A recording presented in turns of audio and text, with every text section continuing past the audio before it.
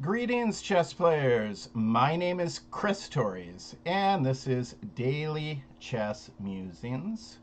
And in fact, this is our free online Summer Chess Camp 2024.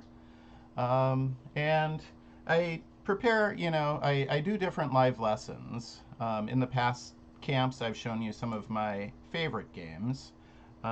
Today, I have prepared, I printed out a few pages of my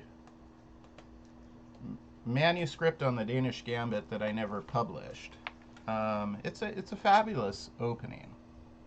It's one of my favorites. So when I show you this, you're going to know a lot of my kind of go-to ideas that you'll see me use in a lot of speed chess games in particular. Without further ado, let's take a look at the Danish Gambit.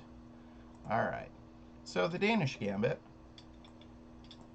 white plays e4, and we're going to be looking at it from white's perspective because I'm showing you how to play it and why it's an interesting opening and why it works when it does. E5. And then normally here, we're used to bringing our knight out to f3, which is a good move. It's a good move. But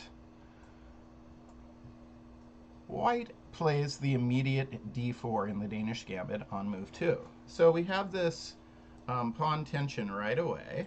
And black, is facing a decision here. Should they move the same pawn twice, or just let white have more space than them? It's actually better to move the same pawn twice than just let white have a bunch of extra space. And when you take the pawn, your pawn's still in the center. It's still a center pawn for a little bit. Now, if white takes back with the queen, of course you could develop your knight with a threat against the queen. As black, it makes sense to take that pawn.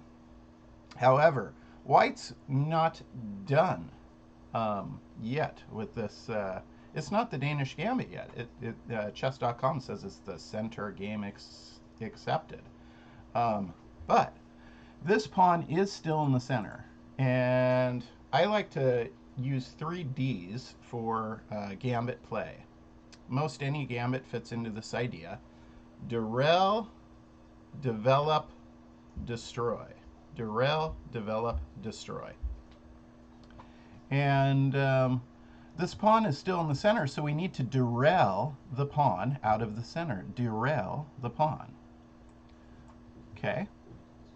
So we derail the pawn. Now, not only are we offering them another pawn, but should they not take, we might get to take back ourselves and have, again, the 2 center pawns.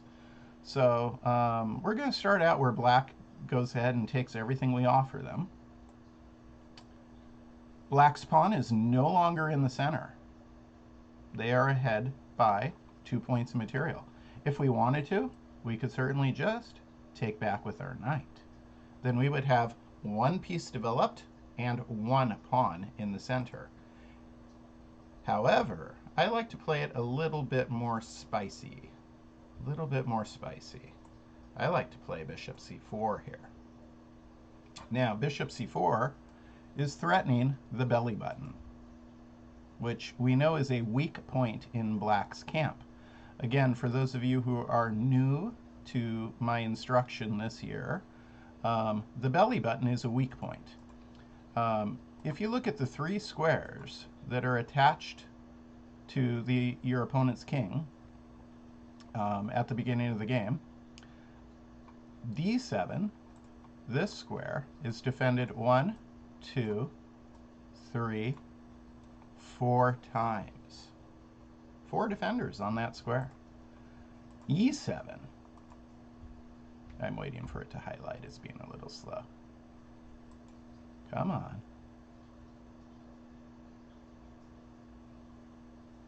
I wonder why it won't highlight for me. That's weird. e7 is defended 1, 2, 3, 4 times. But f7 is only defended one time, and that's by the king. So putting a bishop on c4 early targets f7. And anytime you have that bishop, it gives you this interesting tactical idea where you can analyze a check capture and see what happens. So, for example, bishop takes f7, king takes f7, but we don't have a follow-up. Well, I guess here we would. I mean, queen h5, but it's black's move. Black's move. Let's see. So again, we're gonna start with black just going down the line, taking everything we offer them, and they take here. Now we can't avoid this one. A moment ago, you know, we just left the pawn tension. We left the pawn tension. Here we have to do something because you cannot just allow this to take there, right? Get your rook become a queen. So bishop takes, and now we have this wonderful position where one bishop's developed, two bishops developed. We have a pawn in the center, and our queen actually has 3 roadways, 3 forward roadways. So, you know, and look at black. They're ahead material, but they have accomplished nothing as far as the opening is concerned. None of their opening goals. They do not have a pawn in the center. They're not castled. Their rooks are not unified. They do, however, have a good endgame, which is why I don't mind playing the Danish Gambit as black either. It's fun for both colors. It sets up mega imbalances.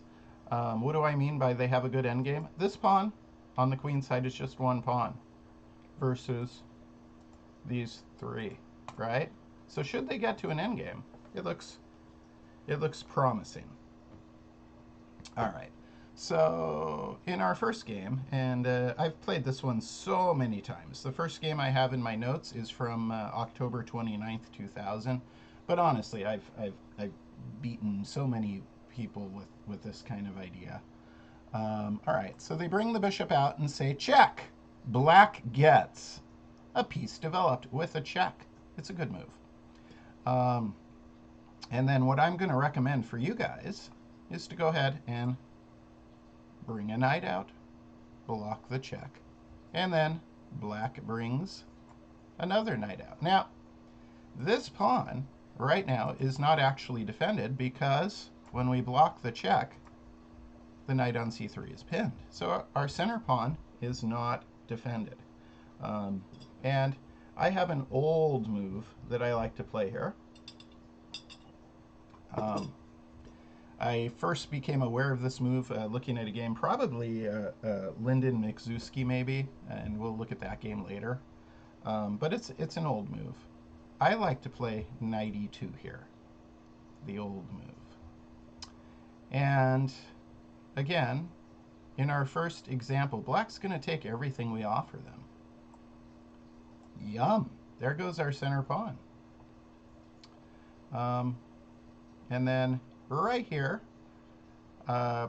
we would like to castle anyways. But when we castle, we actually undo this pin, right? So we castle, and now we're threatening their knight. So we castle. We get our king safe.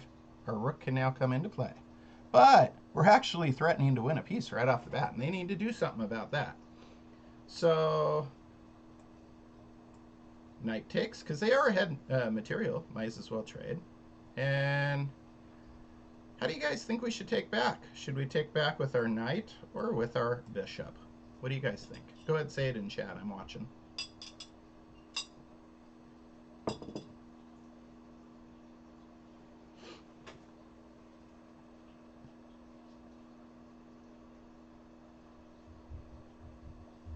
Would you prefer to take with the knight or the bishop?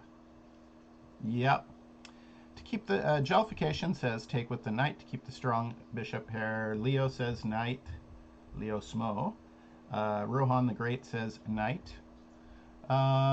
Taking with the knight is correct, and it is less to do with the bishop pair, more to do, because when I think bishop pair, I'm thinking, for an endgame a lot of times, even though I know that's not what jollification. He said strong bishop pair, and it is strong right now. But this bishop is a good long-range attacker on this g7 square, in particular, because this bishop came out, leaving g7 unguarded. Knights are close-range attackers, so we want to move a knight forward anyways. Like, if we could, we would want to do this and then move it forward. Yeah, there we go. Move it forward. Knights are close-range attackers. Our knight wants to get within the quadrant of our opponent's king. The bishops are long-range attackers. They want to have nice long lines aimed, especially in the Danish Gambit. We've got two, I like to call them archers, aiming their arrows straight across the board. So we take with the knight, and in this game, my opponent took the knight with the bishop, and of course we take like this. And then black's going to castle. Again, if you look at black's position, all they've accomplished is castling. All their pieces are still at home. They don't have a pawn in the center. So, what should white do? What should we do? Yep. Christian Weber was black in October 29th, 2000. Rohan the Great says Queen G4. Very good, Rohan. Very good. All right. I love this move. Queen G4. All right. Now, we're threatening checkmate. We're threatening checkmate with the queen. And it's an interesting threat because this bishop is still pinning this pawn. So this pawn can't move forward to block that. The queen, it would be terrible anyways. Bishop would just take. So there's no way to stop it other than creating dark squared weakness, opening the door for our pieces. So black creates the dark squared weakness, opening the door for our pieces. The door is open to the king's lair. And now what should we do?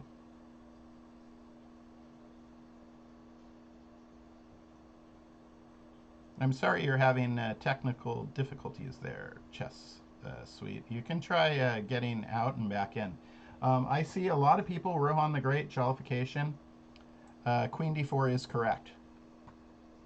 And again, we have a battery focused on the dark squares. The only thing they could do to extend the game would be, what? To sacrifice their queen, right? And then we just take there, and then we're going to checkmate on the next move. So I'll just go ahead and show that real fast. There's nothing they could do. They could do anything they want. Anything. It doesn't really matter. And then we have checkmate. This would have worked too, by the way, right? Now let me go back, and let's just talk about the main themes. So we get two center pawns. We have more space than black. Black says, fine, I'll take one of them. If you take back with the queen, I'll develop the knight. We don't take back with the queen, though, because we want to develop. We derailed their pawn out of the center. Now we want to develop. They say check. We block. They get another piece. The old move, knight e2. They take our center pawn. Well, good for them, because when we castle, now this knight's hanging. They need to do something. They take, because they're head material. And now you see this archers aimed across. The Danish Gambit is very unpleasant if you don't know what you're doing, is black. And the reason is, if you castle, you're castling into where the archers are aimed. And if you don't castle, you're hanging out in an open file. Plus, see, this bishop's good either way.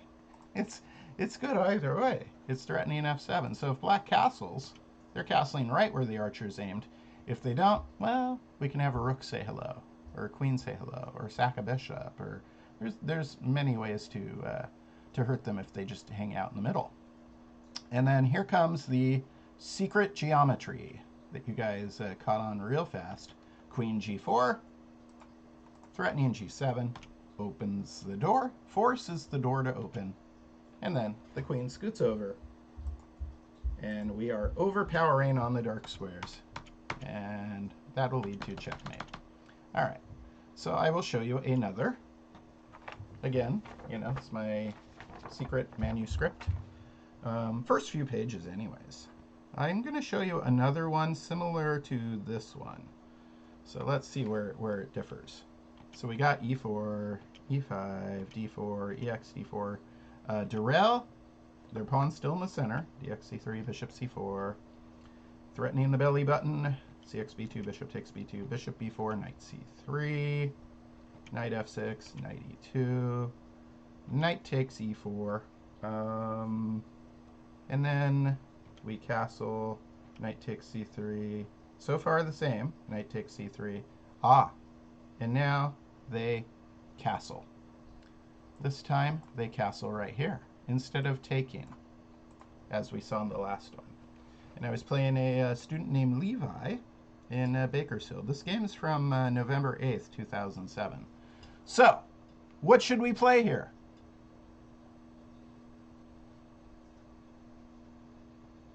What should we play?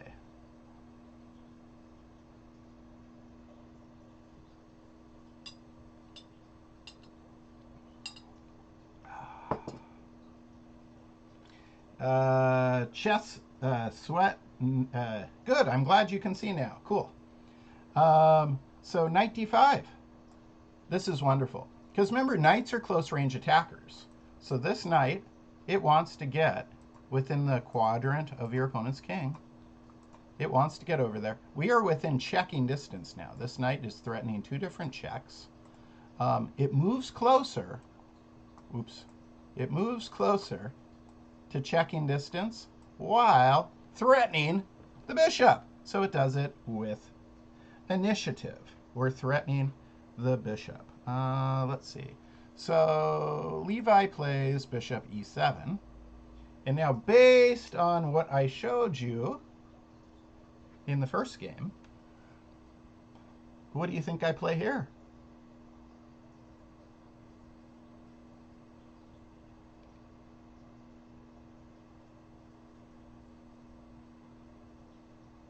Oh, Jollification's thinking about possibilities of queen g5, I see. We will look at a couple incredible queen g5 games. Incredible. I have a couple good ones. Maybe I'll do that in, next with you guys. Maybe I'll show you one more of this. I see a bunch queen g4. I see a bunch of queen g4. But we have a better move, okay? We have a slightly better move than queen g4.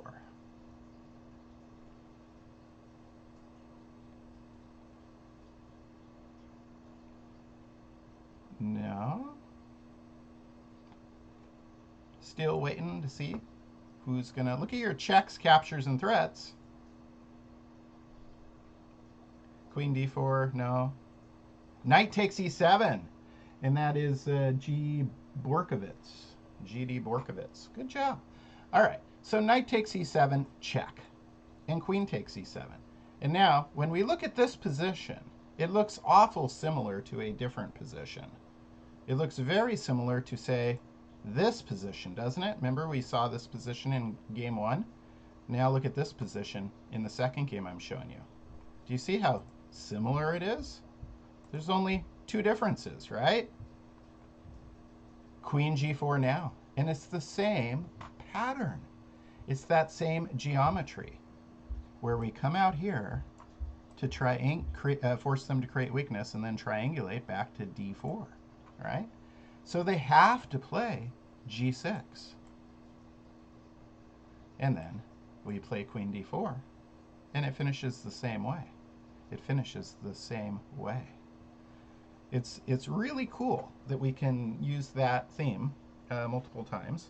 I'll show you maybe 1-2 more games.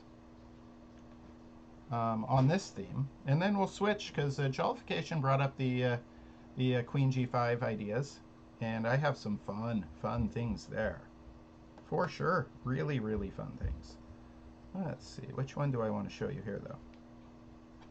I'll show you a game I played against Hannah in 2002. This was April 5th, 2002. And yeah, a lot of these games are games I played because I play the Danish Gambit. It's a fun opening. It creates mega imbalances. All right, so e4, e5. We see that again, and then I guess I can just use the arrows since it's already in there. d4, ex, d4. Durell. Durell their pawn out of the center. dx c3. Bishop c4, threatening the belly button. Developing a piece, threatening the belly button. And then Hannah took. Then I took. And now, let's see. She plays bishop b4 still. I play knight c3. She plays knight f6 still. So very similar, following the same themes. Knight e2. Knight takes e4. There goes the center pawn. I'm always happy when they do that grab, because then I can castle, and I'm threatening their knight. Knight takes. Knight takes. And we're going to see another castle example. This one's kind of neat. This one is kind of neat. And then, again, right here, somebody said it last time, knight d5. Moves the knight closer while threatening the bishop. And this time, instead of going bishop e7, which we saw Levi do, Hannah plays bishop c5. So what do you think I played?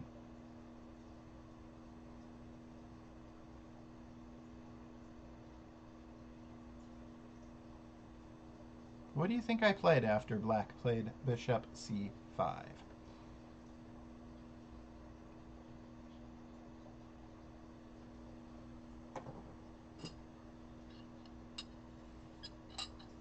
We're starting with more basic examples, and then we're going to get way more advanced.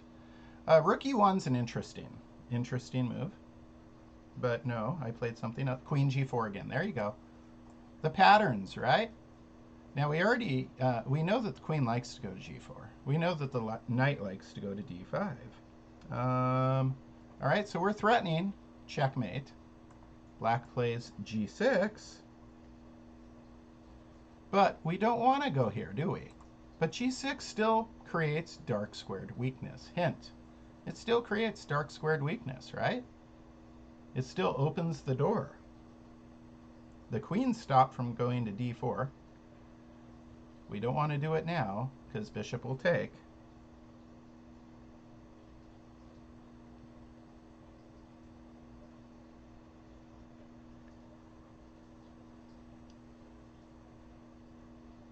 When they play g6, they open the door.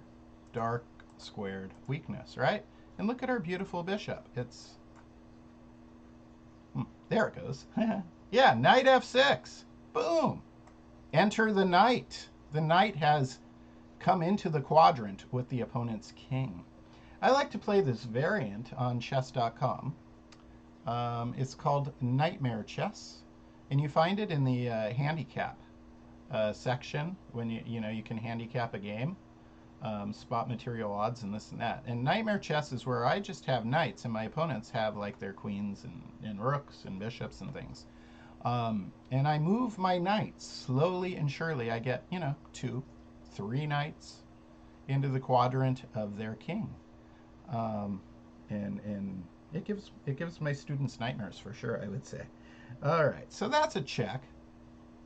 And Hannah has 2 unfortunate choices here. The king has to move to a dark square, or I guess the queen could take the knight. That's another thing, but obviously that's gonna lose. So king g7. And here, maybe I didn't play as clean as I should have. To be perfectly honest, there's some more fun moves that maybe I would play today as a better chess player than I was in 2002. Knight h5 would be one of those. Yeah, knight h5 would be one of those. Because it's a double check. Who doesn't like to drop a double check, right? But unfortunately, I played queen h4. I mean, it still works. It's just not as pretty. Not as pretty. So I'm threatening queen takes h7. So she's got to do something about that. Plays h6.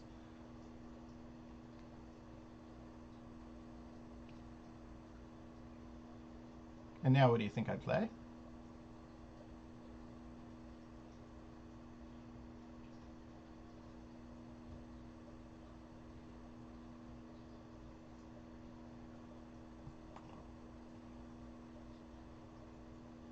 Yeah, rook h8 would have also defended h7. Has the same problem, though. The problem is the king is on a dark square. So is my bishop, right? So the king's standing in the open door. Here I have a couple nice moves. I played knight g4, which is a check from the bishop. King goes to g8. King's got to move.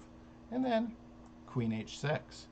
And again, we're, threatening check, mate. And there's just, no good defensive measures. We've broken in. Broken in. All right. I'll show you one more of mine, and then I'm going to show you my two favorite Danish Gambit games played by anybody. Show you one more of my games, and then I'll show you some from my heroes. And upon jollification suggestion, the two will involve queen g5. And then we'll see. I mean, I have a bunch of games. I have, some 40-something games just in these few pages. Because I don't put the notes here, just the games. All right, let's see. So this one I played against Albert in 2009. Let's see what I did. Derail, develop, destroy. Check, full Danish. Block, knight f6. The old move, knight takes, castle, knight takes. And then knight takes, of course, castle. He castles, he does not play bishop takes. And then, if you remember, we like to play knight to d5, threatening the bishop, right? Move our knight closer. You should know this pattern, some of these full Danish patterns really good after just these few games. And now, this is funny. So we saw Levi play bishop e7. We saw Hannah play bishop c5. Now we're going to see Albert play bishop d6. So, what do you think we should play?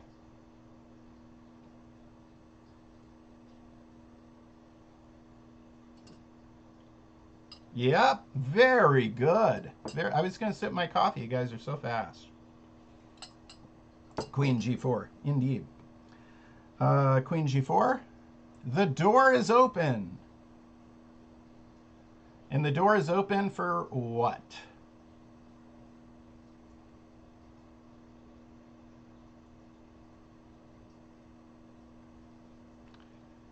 Some of you are saying queen d4. Some of you are saying knight f6.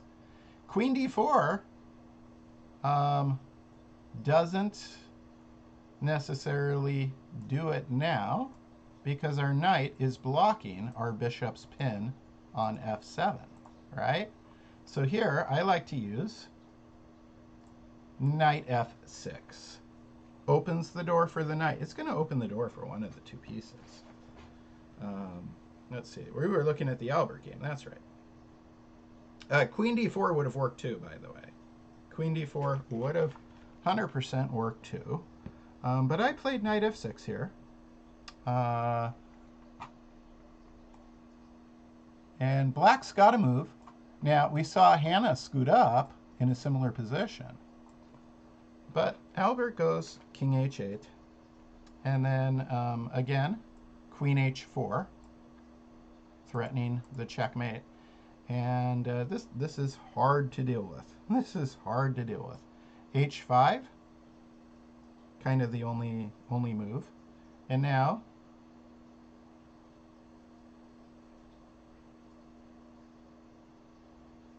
what do you think we should do? What should white do? Sack the knight. Good job, guys. Knight takes h5. I see a couple of you saying knight takes h5. Absolutely. King g8. And then I went back, knight f6, because it's just mean. It's just mean.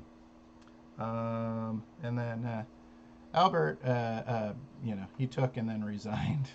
Because if queen takes, well then bishop takes, or queen takes, I suppose, and it's game over. I forget which I did. Oh, that's right. He took and then resigned. Yeah. All right. So now I'm going to show you a couple games upon Jollification's suggestion to look at the early queen g5. And one of my favorites is Hans Linden versus Ladislas Mikzuski, played in Paris in 1863. This is one of my favorite Danish Gambit games ever. Bobby Fischer used the motif at the end in his own game, but it was not a Danish Gambit game. It came out of an Italian. Maybe sometime I'll do a lesson comparing the two positions. But Bobby Fischer 100% saw this game. He was a student of chess. Let's take a look. All right, e4, e5, d4. I'll use the arrows, it's easier. Ex d4, c3, dx c3, bishop c4, cx b2, bishop takes b2, bishop b4 check, knight c3, knight f6, knight e2, knight takes c4. We've talked about all this. Castle, knight takes c3, knight takes c3, bishop takes c3, bishop takes c3. And now, Ladislas Mikzuski played queen g5. Okay. So it's an interesting time to play queen g5 because it is defending g7, and it's in the same file as our king, which is, you know, a good spot for the queen. And queens like to be in the same file as the opponent's king. And then it opens up d8. So my question to you guys is, what do you think Hans Linden plays here? What would you play? Rook e1. Very good, Chess Sweat. Rook e1. Rook e1, and I believe it was king d8. Let's see. Yep, king d8. And what do you think Hans Linden plays here?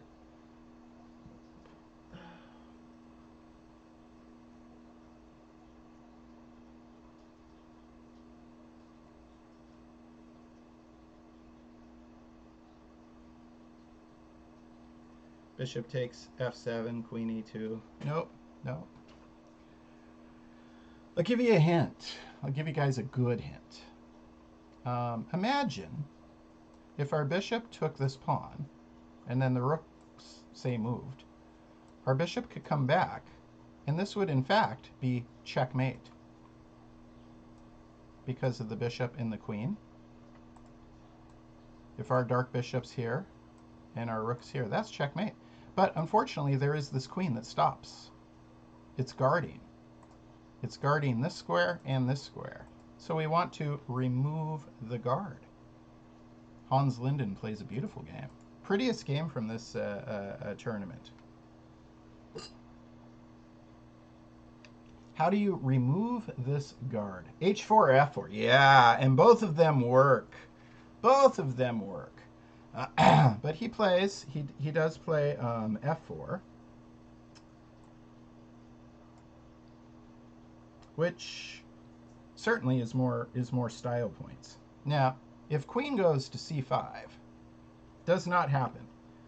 But we could play bishop d4 to block the check, and then they're kind of in a tough situation. Maybe queen goes back to f8, and then our queen can come out to h5, and that would have been interesting. Certainly, white would have still won, but Ladislas Mikzuski plays queen takes instead of playing the check.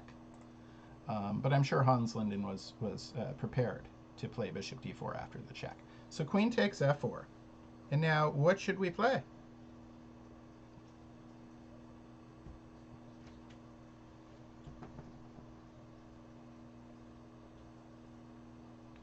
Bishop takes g7 is correct. Bishop takes g7. We removed the guard, so we could play that. The rook goes to g8. Now, is this checkmate? No, because the queen's still guarding f6. So we need to remove the guard again. There's your hint. How do you remove the queen so that it's not guarding f6? See, if we do this safely, it's checkmate because our rook's control. Yes, jollification, queen g4. Bobby Fischer did the same thing in a game about 100 years later. This was here, this was here, this was here, and this was here. And this was here. Different game. But same really exquisite tactic. All right. So if queen takes queen, then bishop says checkmate, right? So queen goes to d6, and guess what? We are still guarding against checkmate. I know, it's a brilliant move. It really, really is. This is such a pretty game. What should white play here?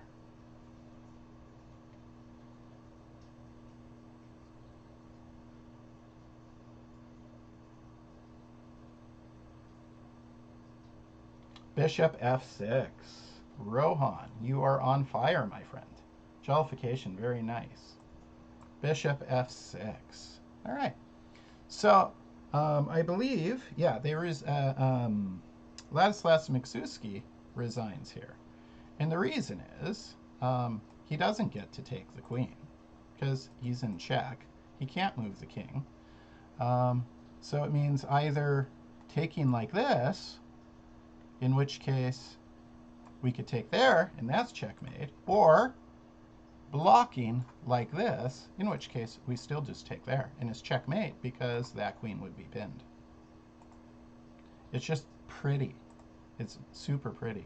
Go away, arrows. Go away. Hey. Sometimes when I'm running a lot of things, my arrows stick, highlights stick. All right, that's a really pretty game. Really pretty game. You know what? I'll show it one more time, so it sticks in your head. I want this game to stick in your head forever. It's a really pretty game.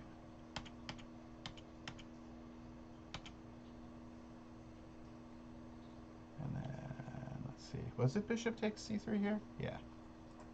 There we go. And then it was the queen g5. And then the key, like I said, if they don't castle, the king's just sitting in that open file. Rook e1 check. King goes to d8. Now, this is just beautiful, beautiful tactics. Removing the guard in just, you know, the most beautiful way possible. So again, f4. I mean, h4 looks safer, but f4, you know, it gets you the style points for sure. Because like I said, they could do this, you could do that. They could try and come back here with their queen to defend g7, but then you can come out there. But he took, and then that opens bishop takes g7, rook moves. We almost have checkmate still. And then we put our queen. It's like, take my free queen. And we also put it in a pin. Yeah, we pin our own bishop, and we're offering it for free, but anything they do, they lose. So queen d6 still defends f6, but there's a check, and it's impossible to deal with adequately. All right, I'm going to show you another. That was one of my favorite Danish Gambit games ever played, and you can see why. I'm going to show you another one where we've got Mr. Henry Bird versus Mr. Lasker. Certainly, this game, you know, if you're a student of chess, you've heard, you know, of Henry Bird, I hope. He's the guy who's famous for playing f4. He was never world champion. He wasn't even the strongest guy in England. But he was very, very strong chess player. And the great Lasker came to a place near his hometown, Newcastle upon Tyne. Those of you who like Antiques Roadshow like I do know about Newcastle, but most of you probably know it from the soccer team. And this game was in 1892, so the famous Lasker comes to Newcastle. Henry Bird is playing on his home turf, and let's see, e4, e5. This is the way the game starts. d4, ex d4, c3, dx c3, bishop c4, cx b2, bishop takes b2, and then now we see another queen g5. I like Lasker's timing of it. It really is challenging. Lasker's timing of queen g5 is really quite challenging. But Henry Bird is up for the task. What does Henry Bird play? What would you play? Queen f3? That's interesting, but no. Anybody else?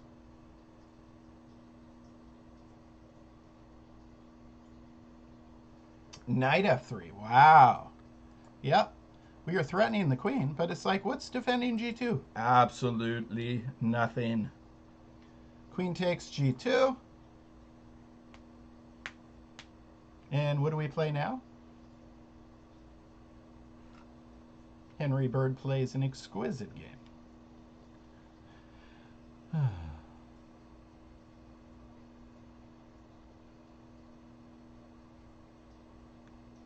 Not rook f1.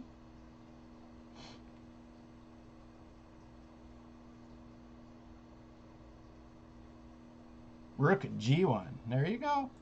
Rook g1. And all right. So if the queen moves out of the way, Jollification was saying if this goes here, maybe you just sack there and then fork here. Yeah, maybe. But you know what? Lasker's no fish. Lasker plays check. He doesn't move the queen to step into that, into those mean tactics that Jollification saw right away. He's a dangerous player. He's been to many of these camps and classes online and practices otherwise. Jollification, you are getting good when you are spotting all these tactics immediately like that. So bishop e4. What do you think Henry Bird plays?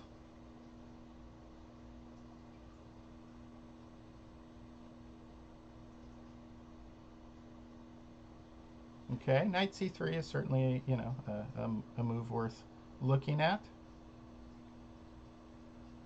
He does not. Knight d2, he does not.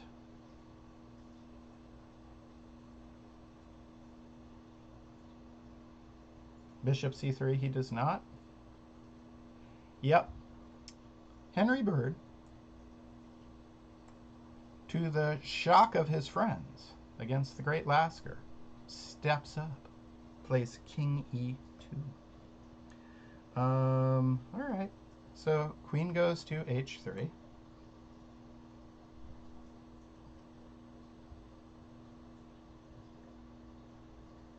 And now, what does he play?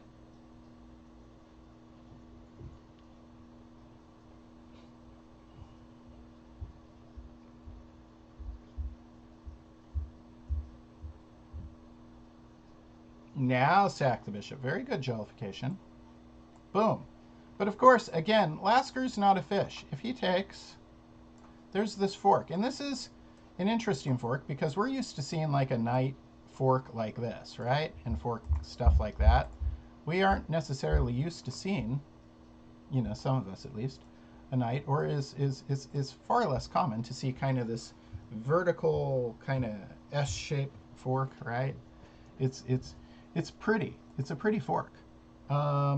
So Lasker does not take the bishop. Instead, he plays king d8.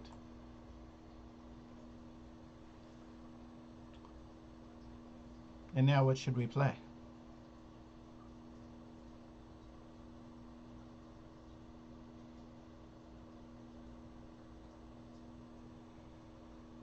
Bishop takes g7.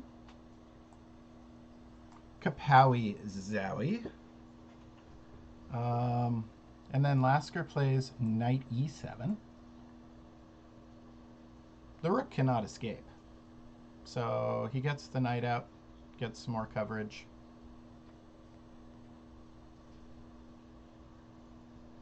Not bishop takes h8. Good try, chess sweat. I really enjoy all the interaction you guys are doing. You're doing a good job. Bishop f6 is an interesting move, but no.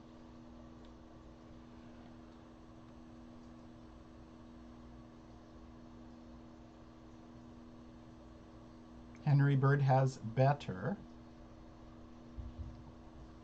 Knight g5. Jollification. You are on a roll. Knight g5. Okay. Threatening the queen. Queen goes to h4. So now the queen's threatening the knight, even though it's defended, I suppose. But if the knight moves, it's, it's threatening e4. And then, white's king would be very exposed to attack should any of that come to pass. But what does white play instead? Not bishop f6. I go to about 3 o'clock Pacific time, so maybe I have time for one more game after this one. Yes. Knight e6. And that is checkmate. That is checkmate, my friends. That is beautiful. That is insane. All right, let's take a look at this one again. Again, this one deserves to be seen twice. Full Danish. The archers are in place.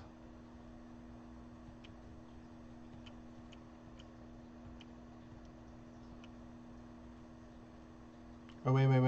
I went too far with the arrows. No. Queen g5 is what Lasker played. And then knight f3. Go ahead and take g2. And then rook g1. And then, if you go to there, then we've got kind of this and that, right? Yeah. Okay. So bishop e4 check. King e2. Queen h3. Bam! King does not take because Lasker's not a fish. Bishop takes g7. Both archers have fired. Beautiful arrows. Knight e7. Close range attacker moves forward. Again, moving closer to our opponent's king while threatening the queen, right? You want to try and move your knight closer. But, I mean, if you can do it while threatening something behind you, that's just an added bonus. Because then they got to do something about the queen. And then checkmate. Checkmate. You know what? Chess Sweat says he'll have to write this down. This brings up a good point. I go ahead and put everything I do, live lessons at chess camp and stuff, up on the YouTube channel. So after I finish this, I'll upload it to a Daily Chess Musings channel on YouTube. So you can watch again. And I think I got time for one more fun game. Let me look through my list of fun games. I have a wonderful collection.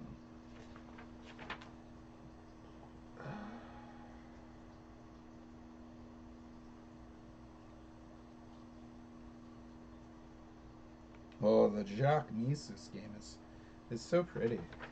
But we don't have time for that one. That one's longer.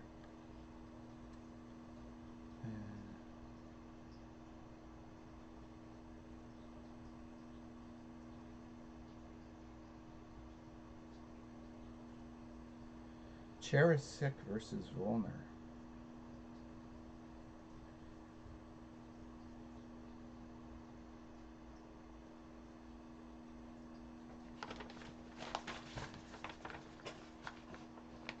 Yeah, I think we'll look at the Cherisic versus Volner.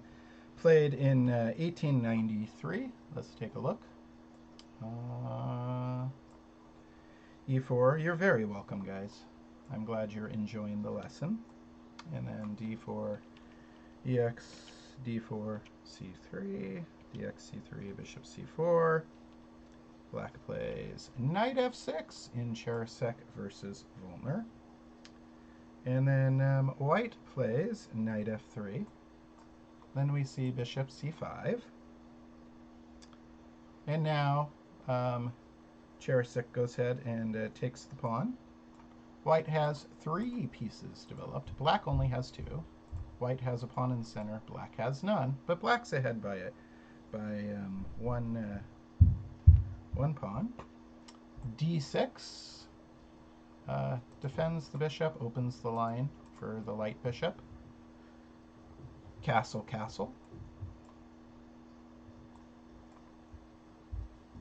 And now, what do you think?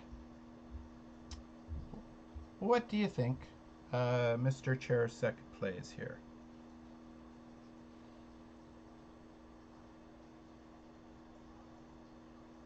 What would you play here as white?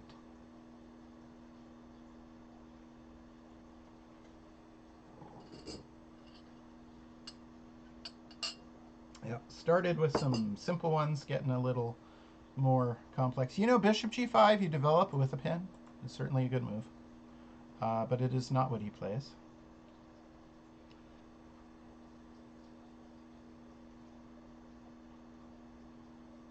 Not queen d3, not bishop g5.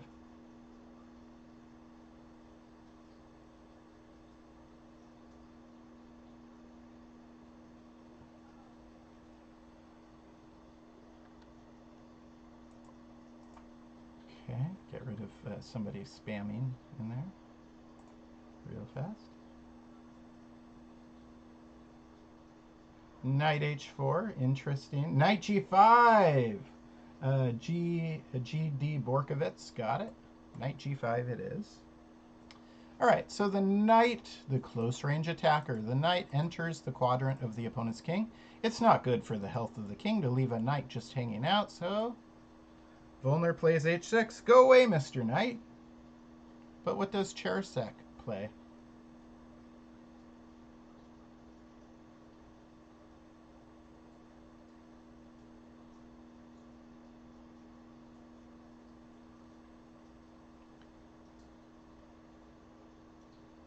What does he play? Knight takes f7 is correct. Yep. Boom. There goes that. Rook takes.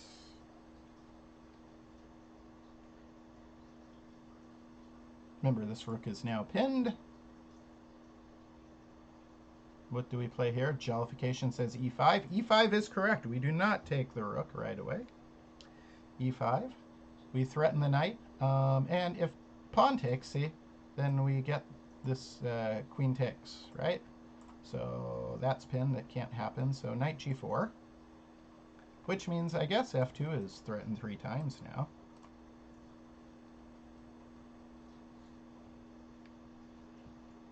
What do you play here? Queen f3? No. Bishop takes f7? No.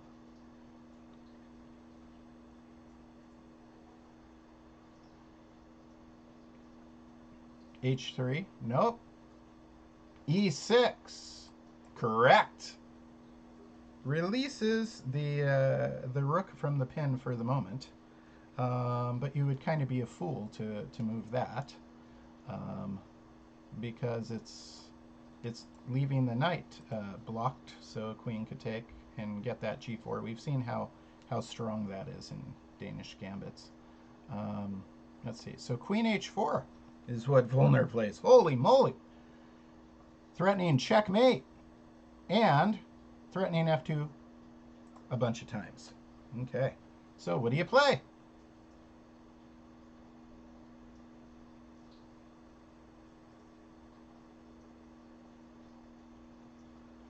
Not h3, because f2 is still super vulnerable.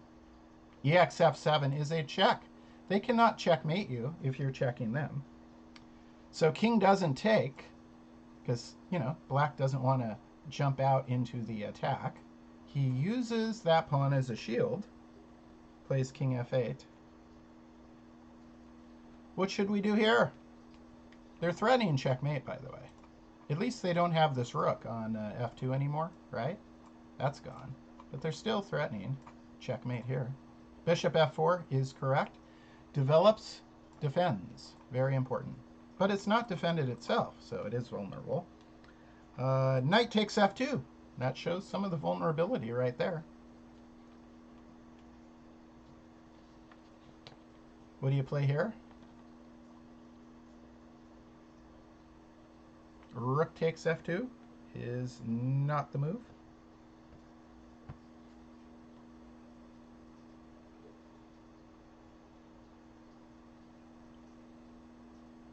Queen e2 threatens our own checkmate. Threatens our own checkmate. Knight g4, check. Discovered check. Whoa. King h1.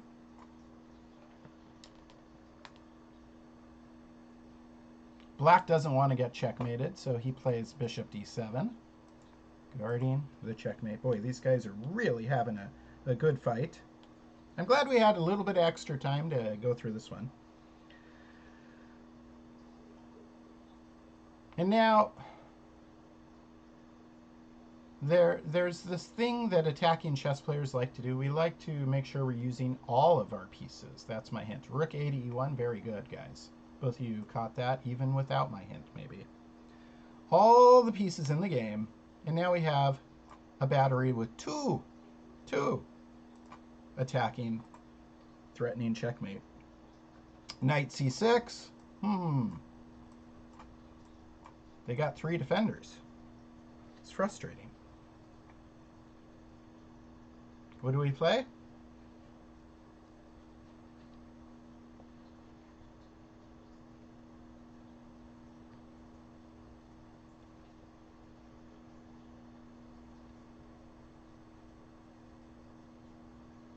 Queen e8 anyways. Whoa. All right. Queen e8 anyways. I mean, but can't rook just take? Now what do we do?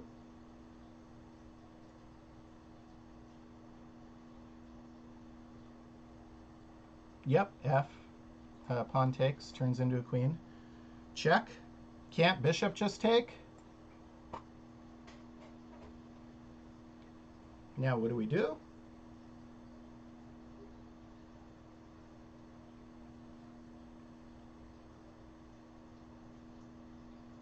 Bishop takes d6. Very good jollification. End of game. That's checkmate.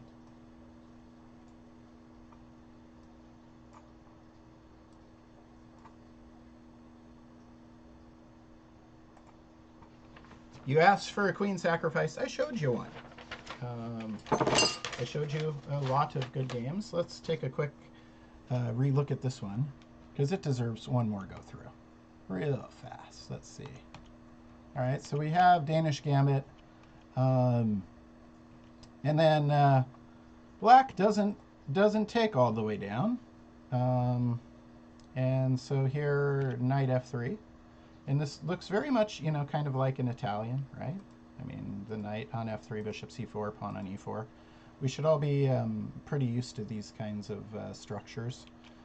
Bishop c5, knight takes c3. White has 3 pieces developed. Black plays d6, castle, castle. Black looks plenty safe. Plenty safe. And bishop g5 is a good move. It is. It pins the knight, you guys suggested. Get a new piece, pin the knight, yeah. But Cherasik thinks he has enough advantages to just start his attack right now. Just start it right now. He's got the pawn in the center and an extra piece developed. The knight's hanging out in the quadrant with the opponent's king, so Volner says, go away. Cherasik says, nope, I'm going to sack.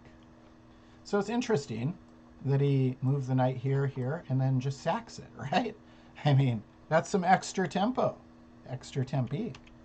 And then that's just a beautiful move. That's a absolutely beautiful move.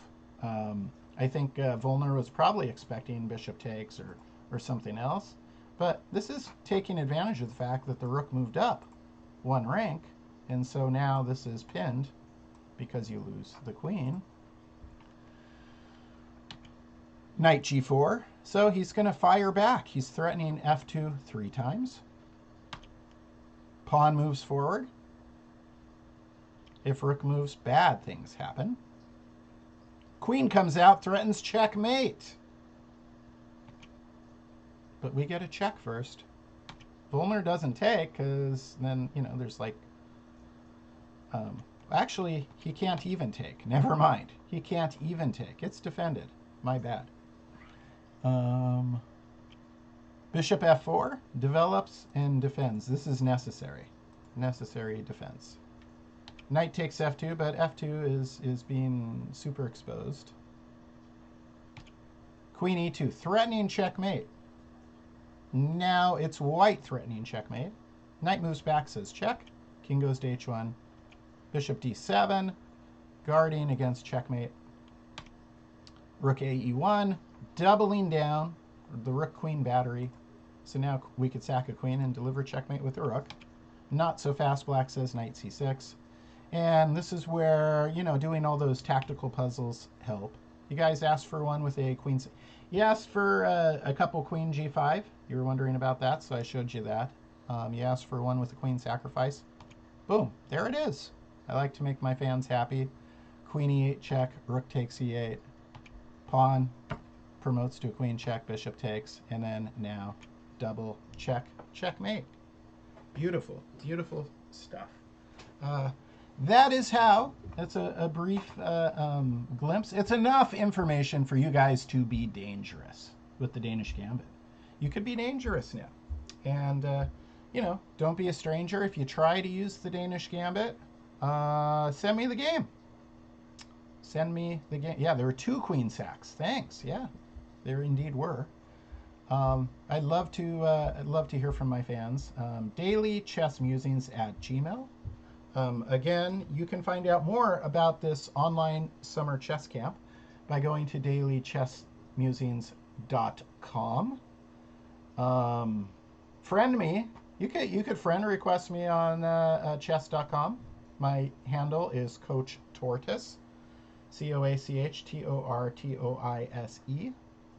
The Danish Gambit is a wonderful opening, and it's a great learning tool because it creates these mega imbalances, like especially in the full Danish, where you have a lot of force advantages. You have more pieces in play right away in space, but black has a very good endgame and is ahead in material. So it sets up these mega imbalances. It'll teach you a lot about chess. One thing, you know, if you're playing as white, try, you know, if you're using the Danish Gambit, if you don't know what to do at a particular juncture, don't waste a move.